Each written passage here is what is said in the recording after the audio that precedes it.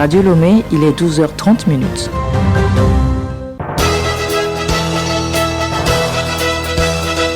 Le journal Bénédicte Kanda.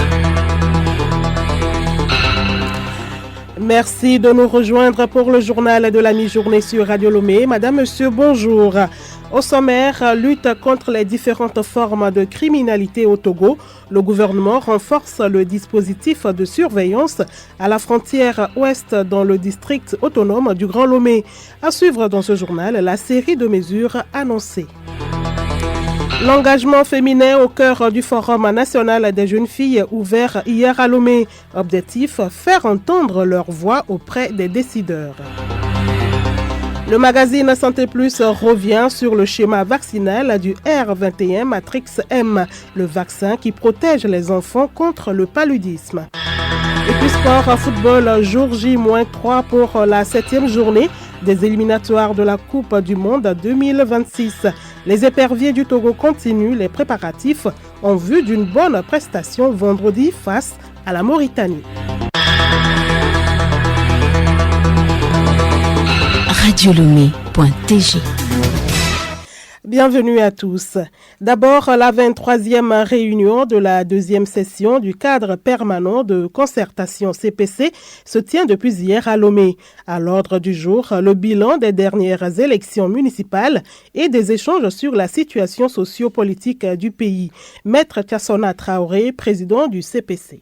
Les Togolais dessinent la trajectoire de leur pays sur le plan démocratique et politique. Peu importe les résultats engrangés, mais je crois que la grande leçon à tirer des élections réside dans ces paramètres que je viens de citer, exprimer son opinion, donner une trajectoire et vendre son projet. L'essentiel est que cela puisse intégrer dans la démarche que le Togo suivra à tous les niveaux pour que la pluralité des opinions puisse bénéficier à la gouvernance et aider notre pays à se destiner la voie vers le renforcement institutionnel. À l'ouverture des travaux, le ministre en charge de l'administration territoriale a remercié tous les acteurs politiques présents à cette rencontre. Le développement des communes et la création d'opportunités pour les populations au centre d'une rencontre depuis hier à Anéro. C'est dans le cadre du renforcement de la gouvernance locale. Les détails avec Émile Canfitine. Pendant 4 jours, 77 participants de communes, des cadres ministériels et des opérateurs économiques vont renforcer leurs capacités en développement économique local. Lakounion et Sozima Kofi, directeur de cabinet représentant le ministre de l'Aménagement et du Développement des Territoires. Il me plaît de rappeler que le développement économique local n'est pas une notion abstraite ou un seul slogan.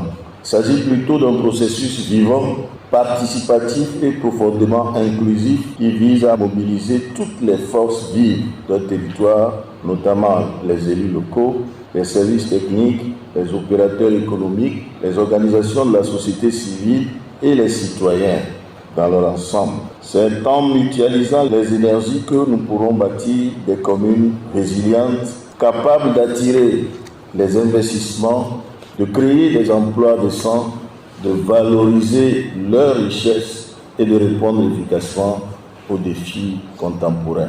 Les modules vont porter sur le cadre conceptuel, les chaînes de valeur et les approches sectorielles et territoriales. Une visite de terrain dans la commune des Lacs 1 va permettre d'illustrer les pratiques sur le terrain. Rodabalo Kadala, communiquant au ministère de l'Aménagement et du Développement des Territoires. Cet atelier se veut un atelier en même temps théorique et pratique. Et donc, il est prévu des visites de terrain ici, dans la commune des Lacs 1, pour permettre à tous les autres acteurs des autres communes de s'inspirer des bonnes pratiques pour pouvoir les implémenter sur leurs différents territoires, naturellement en les adaptant à leurs contextes locaux. Et cela pourra nous aider d'ici un temps réduit d'atteindre les objectifs qui sont les nôtres, notamment une capacité financière plus importante des communes. L'atelier prendra fin vendredi. Les recommandations devraient aider à renforcer la gouvernance locale et accélérer le processus de décentralisation au Togo. Émile Canfitine, la rencontre est une initiative du ministère de l'Aménagement et du Développement des Territoires avec l'appui de la coopération allemande, la GIZ. Le développement passe par l'éducation et les élèves du village de Médjé-Akpélé vont effectuer leur rentrée dans de bonnes conditions. Le village a réceptionné hier un complexe de 2 bâtiments de salles de classe, un terrain de football, un forage et un dispositif de plaques solaires. Un don du Haut Commissariat à la réconciliation et au renforcement de l'unité nationale Ashkroun. Ce geste s'inscrit dans le cadre du programme de réparation communautaire et collective. Hervé Segbon. La remise de l'EPP Médjé aux habitants de la localité et de ses environs vise à apporter de la joie dans les cœurs meurtris. En effet, Médjé a été en 1991 le théâtre de violences intercommunautaires, un moment marqué par des actes de haine, de pillage et de lynchage. Awanana Daboya, présidente de Ashkroun. Médjé a été élu comme lieu victime par la CVGR au niveau donc de son rapport et pour des réparations communautaires et collectives. Le Ashkroun qui s'occupe donc de la mise en œuvre des recommandations de la CVGR et en application de cette recommandation 54, nous sommes venus à Médjé et c'est les populations qui choisissent. C'est eux qui ont parlé de projets d'infrastructures scolaires. Les infrastructures remises sont construites selon les normes modernes. Une œuvre de l'entreprise KTP. Kadi Solitoy, directeur de KTP. On a 2 bâtiments construits de 3 classes et dans chaque classe, on a les bancs modernes faits avec le bois et les fers. Le second bâtiment, lui, il est doté d'une salle de classe, salle de la direction, une salle où les enseignants peuvent faire une réunion. Au-delà de ça, nous avons aussi 2 toilettes composées de 4 cabines, des panneaux solaires pour que la nuit, les élèves puissent apprendre. Le don de cet établissement primaire démontre la volonté politique du président du Conseil de rapprocher l'école des populations. Hervé Segbonou, vous êtes à l'écoute de Radio Lomé à l'heure du journal. Autre sujet, faire entendre la voix des jeunes filles auprès des décideurs. C'est l'objectif du Forum national des jeunes filles ouvert depuis hier à Lomé. Ce rendez-vous pour l'épanouissement féminin réunit plus de 150 participants, à savoir des jeunes leaders venus de toutes les régions du Togo, des représentants des institutions publiques, partenaires techniques et financiers, organisations de la société civile, médias et acteurs culturels. Reportage d'Enera Wagena. Je vous prie encore, mesdames et messieurs, de reconnaître la signature de Madame Samira Amadou, la présidente. La cérémonie a débuté par un rituel de signature de fresques des autorités compétentes portant des messages forts à l'endroit des filles. Elle assume ce qu'elle a écrit. C'est pour dire que les femmes doivent assumer ce qu'elles disent. La signature de fresques est suivie du démarrage des activités, occasion pour Océinou Samba, représentant Plan International Togo, de rappeler l'importance des jeunes, surtout des jeunes filles, dans la construction du pays. Plan Togo a-t-il laissé entendre ne reste pas indifférent face à l'épanouissement des jeunes. Ce projet vise à ce que les enfants et les jeunes, en particulier les filles et leurs organisations, soient renforcés et influencés positivement. À travers cette mobilisation exceptionnelle dans cette belle salle, nous réaffirmons que les filles ne sont pas uniquement des bénéficiaires ou participantes de ce projet. Elles sont des actrices de changement, des voix à écouter, des forces à soutenir. Leur leadership n'est pas une option, mais une nécessité pour bâtir une société plus juste, inclusive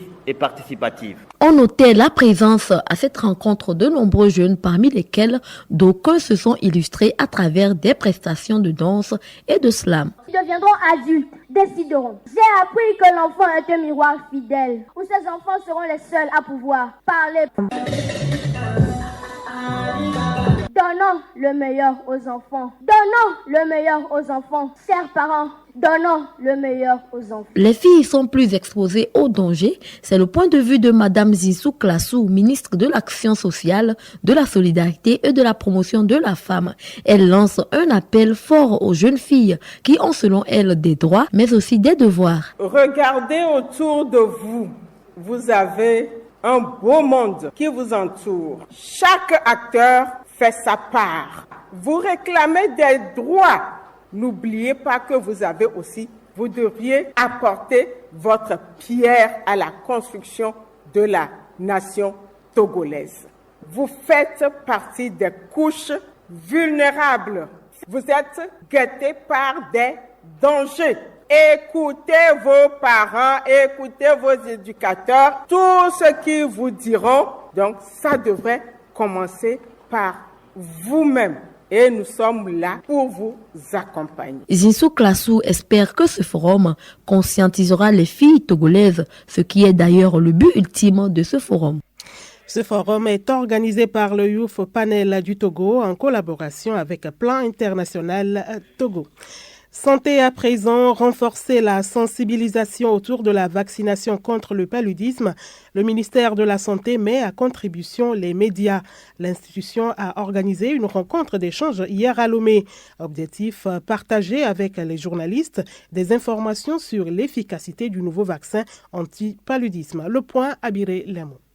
Le vaccin contre le paludisme R21 matrice M est efficace et sans danger. C'est ce qui ressort de la rencontre entre le ministère de la Santé et les professionnels des médias. Les enfants sont réellement protégés lorsqu'ils reçoivent les 4 doses du vaccin contre le paludisme. Dr Boko Amevegbe Kodjo, chef division immunisation au ministère de la Santé. C'est un grand défi pour nous pour que les enfants reçoivent les 4 doses. Et quelles sont les stratégies qu'on va utiliser? Nous avons les stratégies fixes. La population située à moins de 5 km des formations sanitaires, les stratégies avancées et aussi les stratégies mobiles. Le paludisme est la première cause de mortalité chez les enfants et les parents sont appelés à une forte adhésion. Dr Ouedrago Romain Hilaire, chargé de bureau OMS Togo. Le vaccin est un outil très puissant pour la prévention contre le paludisme, mais doit venir en complément aux autres interventions qui sont déjà mise en œuvre. Nous exhortons mères, gardiens d'enfants, parents en gros, agents de santé communautaire, professionnels des médias à œuvrer pour une bonne réussite de cette introduction à tous les niveaux, en relayant la bonne information et en se démarquant des fausses rumeurs, en amenant les enfants dans les centres de vaccination. L'adoption de ce nouvel outil de prévention contribue à accélérer la réduction de la morbidité et de la mortalité due au paludisme. Dr Kokou Otobe, secrétaire général du ministère de la Santé, représentant le ministre de la Santé. Ce vaccin vise à réduire de 65% la mortalité et la morbidité liées au paludisme dans notre pays. Vous savez que le paludisme est un problème de santé publique dans notre pays, est la première cause de consultation et est responsable de 25% des cas d'hospitalisation. Et c'est les enfants de moins de 5 ans qui payent un lourd tribut au paludisme dans notre pays. Et donc, introduire le vaccin contre le paludisme est une étape historique pour la réduction de la mortalité infantile dans notre pays. Le vaccin contre le paludisme est gratuit et disponible dans tous les centres de santé sur toute l'étendue du territoire. Et justement, Abiré Lemou, en page magazine, la chronique Santé Plus de ce mercredi revient sur la procédure de vaccination et la tranche d'âge concernée. Santé toujours, la 7e édition du marché du bien-être de la santé au Togo, MABES, a été lancée hier au cours d'une conférence de presse tenue au marché de Toti à Lomé. Le but, sensibiliser les populations aux enjeux de santé publique, notamment le surpoids, l'obésité, l'hypertension, le diabète, la bonne alimentation, le sport et les bienfaits des médecines alimentaires. Adom Adjounou pour le compte rendu. Événement annuel, MABES se positionne comme un rendez-vous incontournable de la promotion de la santé, du bien-être et de la prévention. Pour cette 7e édition, les organisateurs ont choisi une orientation particulière, celle de la proximité communautaire. L'initiative cible directement les couches communautaires en portant la sensibilisation au cœur des marchés et des lieux de vie. L'accent sera mis sur les enjeux majeurs de santé publique qui touchent aujourd'hui de nombreuses familles, le surpoids, l'obésité, l'hypertension et le diabète. Des messages clairs seront également portés sur l'importance d'une alimentation équilibrée, la pratique régulière du sport, ainsi que les bienfaits de la médecine alternative. Gadiel Tchonyadji, coordonnateur des activités MABES 2025. Cette édition, c'est des activités purement communautaires. Nous avons 3 cibles. La première cible, c'est la revendeur des marchés, de sortir en couple et de crédit. Nous irons vers ce marché. On a commencé aujourd'hui au matin de sortie, et vous avez vu ce qu'on a dit aux femmes, c'est de les livrer ça à quoi elles sont devant leur étalage, elles doivent faire des activités pour garder leur santé. La deuxième cible, c'est conducteur de mototaxi, et puis la troisième cible, ce sont les jeunes. Les dynamiques sont les jeunes dans nos quartiers, à sortir ici, nous allons sensibiliser par rapport à eux. MABES 2025 s'annonce donc comme un espace d'échange, de conseils pratiques et des solutions accessibles pour une meilleure qualité de vie au Togo. Investir dans la santé, c'est semer les graines d'une vie longue et épanouie. On en vient au premier titre de ce journal. Le ministre de la Sécurité et de la Protection civile porte à la connaissance de la population que, suite à une évaluation rigoureuse de la situation sécuritaire dans la ville de Lomé, le gouvernement a engagé un processus de renforcement des dispositifs de contrôle et de surveillance sur la frontière ouest dans le district autonome du Grand Lomé. Des précisions avec Nabara Nafara-Noudar. Cette initiative s'inscrit dans une démarche visant à renforcer le dispositif de sécurisation du territoire afin de garantir son intégrité face aux menaces internes et externes. Elle vise particulièrement à lutter contre la criminalité sous toutes ses formes et à endiguer les menaces croissantes liées à l'immigration irrégulière, au trafic transfrontalier illicite, ainsi qu'aux atteintes à la sécurité publique observées dans certaines zones sensibles. Parmi les activités illicites identifiées figurent notamment le trafic de drogue et de produits prohibés, la traite des êtres humains et le transport de migrants en situation irrégulière, la contrebande de marchandises, carburant, gaz, médicaments, denrées, le trafic d'armes et de munitions, la contrebande de ressources naturelles, le trafic transfrontalier de véhicules et de motos volées, souvent utilisés à des fins criminelles. Pour y remédier, les mesures suivantes sont immédiatement mises en vigueur dans le Grand Lomé. Fermeture de tous les points de passage non autorisés et des brèches clandestines identifiées le long de la frontière ouest. Renforcement des dispositifs de surveillance avec une redéfinition du dispositif sécuritaire dans les zones frontalières. Afin de faciliter les échanges transfrontaliers et de permettre aux paisibles populations riveraines de poursuivre sans désagrément leur activité, des postes d'immigration sont spécialement aménagés tout le long de la frontière. Il s'agit de, dans le ressort des services d'immigration de Ségbé, à Kokboulé, Yokwekopégan, Lankouvi, à Katoviepe. Dans le ressort des services d'immigration d'Aflao, Kodomé, Casablanca, Ajinamato et Todmon. Ces 8 postes d'immigration à franchissement piéton sont désormais les seuls autorisés pour les traverser à pied dans la zone frontalière du district autonome du Grand Lomé. Tous les franchissements en véhicules, motos et tricycles doivent obligatoirement s'effectuer par les postes frontaliers officiels de Ségbé et d'Aflao. Tout franchissement effectué en violation de ces prescriptions sera constitutif d'une infraction et sera sanctionné conformément à la loi et au règlement en vigueur. Le ministre de la Sécurité et de la Protection civile informe également que ces mesures de sécurisation des frontières seront progressivement étendues aux autres régions du pays en fonction des évaluations locales et des priorités stratégiques définies par le gouvernement. Le ministre exhorte les populations concernées à respecter strictement les consignes en matière de franchissement des frontières, coopérer pleinement avec les forces de défense, de sécurité et les agents d'immigration, signaler sans délai tout comportement suspect ou toute activité irrégulière en appelant le numéro gratuit 1014. Le ministre de la Sécurité et de la Protection civile rappelle que ces mesures visent à protéger notre territoire, à préserver l'ordre public et à garantir la sécurité des citoyens. Leur succès repose sur la mobilisation et l'engagement de tous. Le journal Bénédicte Kanda. À l'international, la présidentielle d'octobre prochain au Cameroun, l'ONU appelle les autorités camerounaises à créer un environnement propice à un scrutin libre, transparent, inclusif et pacifique. Et en Chine, la grande parade militaire commémorant la fin de la Seconde Guerre mondiale a réuni ce matin à Pékin les présidents chinois Xi Jinping, russe Vladimir Poutine et le dirigeant nord-coréen Kim Jong-un. Lors d'un discours, le président Xi Jinping a déclaré que la Chine était inarrêtable. Le magazine Santé Plus, le nouveau vaccin anti-paludisme, est dans le programme élargi de vaccination depuis le 1er septembre au Togo, principalement destiné aux enfants. Il s'agit du R21 Matrix M. Comment se fait la vaccination et qui sont les enfants concernés? Retrouvons Abiré Lemon. Les bébés de 5 mois révolus sont concernés par le vaccin contre le paludisme, le R21 Matrix M. En tout, 4 doses de vaccin seront administrées à ces enfants. La première dose à partir de 5 mois, la deuxième à 6 mois, la troisième à 7 mois, la quatrième et dernière dose à 15 mois, soit à 1 an, 3 mois. Dr Atekpe Somiabalo, coordonnateur du programme national de lutte contre le paludisme au Togo. Pour cette introduction, les vaccins qui ont été quantifiés concernent les enfants de 5 mois. Ça veut dire que pour ce mois de septembre, un enfant qui a 6 mois, qui a 7 mois, qui a 8 mois, un enfant qui a au-delà de 5 mois n'est pas éligible pour la vaccination. Donc nous commencerons avec une cohorte des enfants qui ont 5 mois d'âge.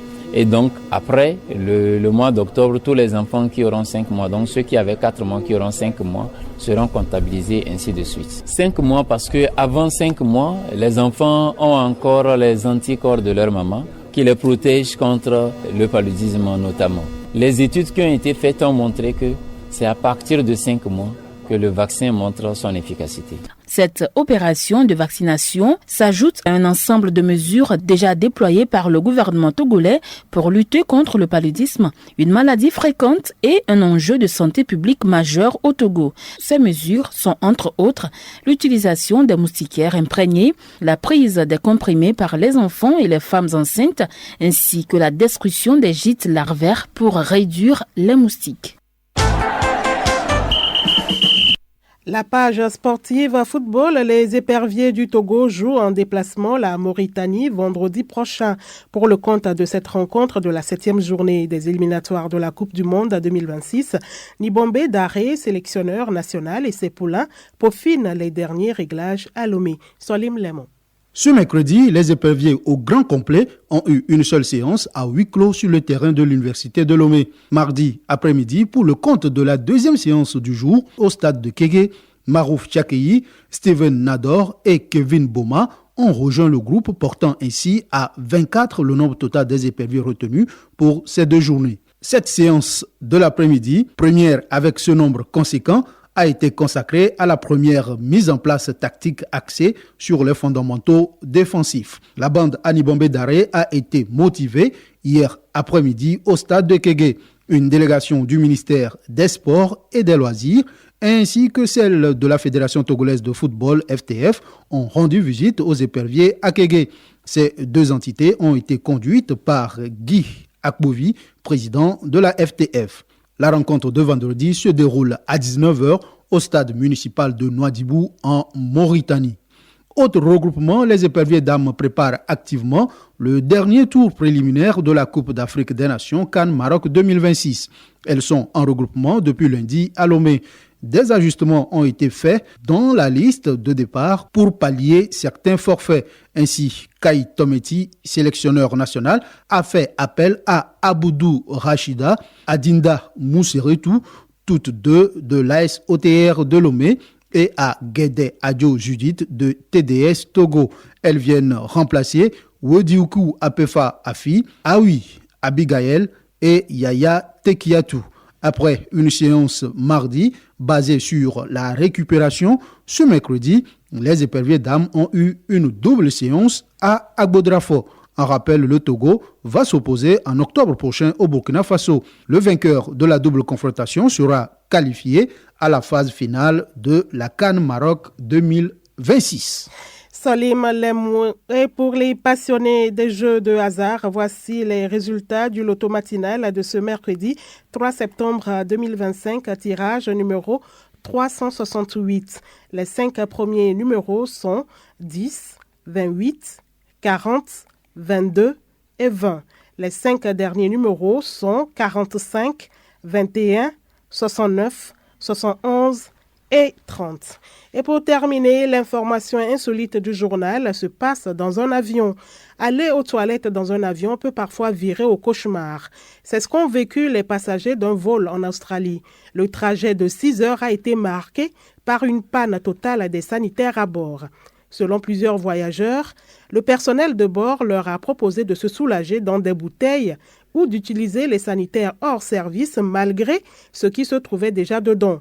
Pire encore, l'un des WC a fui, laissant de l'urine s'écouler sur le sol et provoquant une odeur nauséabonde dans la cabine. La compagnie a présenté des excuses et annoncé que les voyageurs seraient remboursés. Une enquête est en cours pour déterminer l'origine des défaillances.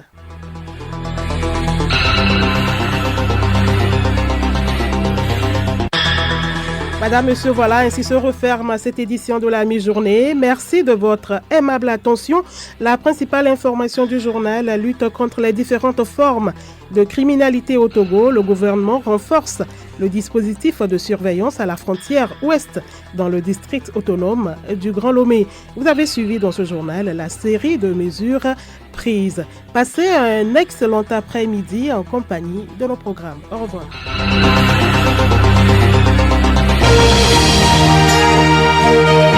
Radio Lomé, boîte postale 434, email radiolomé@radiolomé.tg. radiolomé.tg